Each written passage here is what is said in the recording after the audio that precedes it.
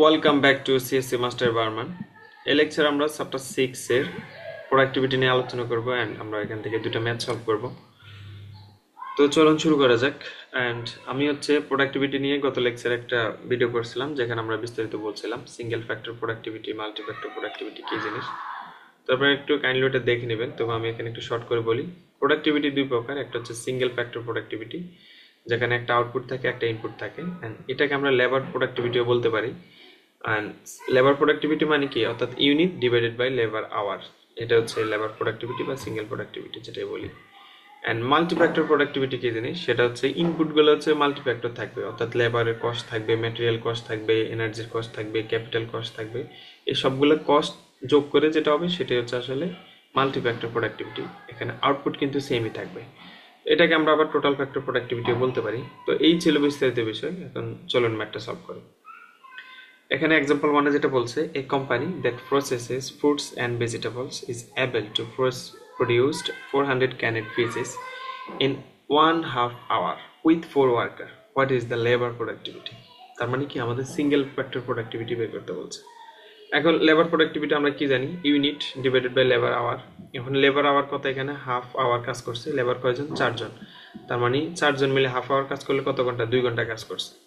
দেখেন এখানে ইকুয়েশন লিখছে quality produced divide by labour labour hours. And এখানে দেখেন ইউনিট কত 400 এন্ড লেবার আওয়ার কত 2 ঘন্টা, 4 ইন্টু হাফ আওয়ার্স।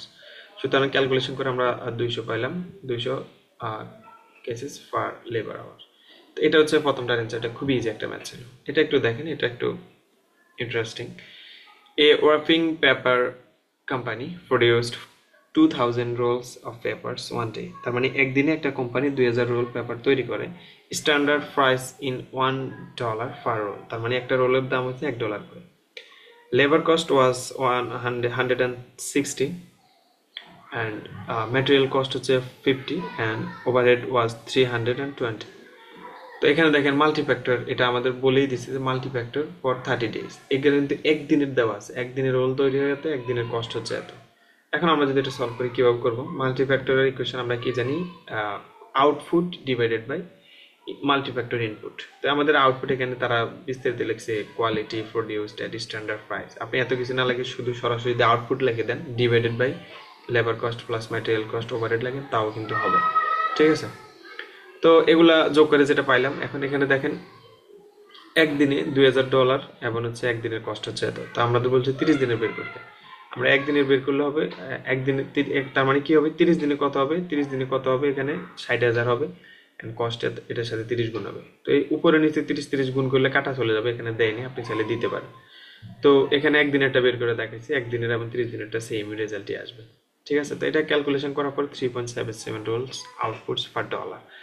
তো এই ছিল দুইটা ম্যাথ। আমরা খুব ইজিলি আশা করি বুঝতে পারছেন। I was my best. তো এই ছিল আজকের লেকচার, এই পর্যন্ত। ধন্যবাদ সবাইকে, ভালো থাকবেন। আসসালামু আলাইকুম।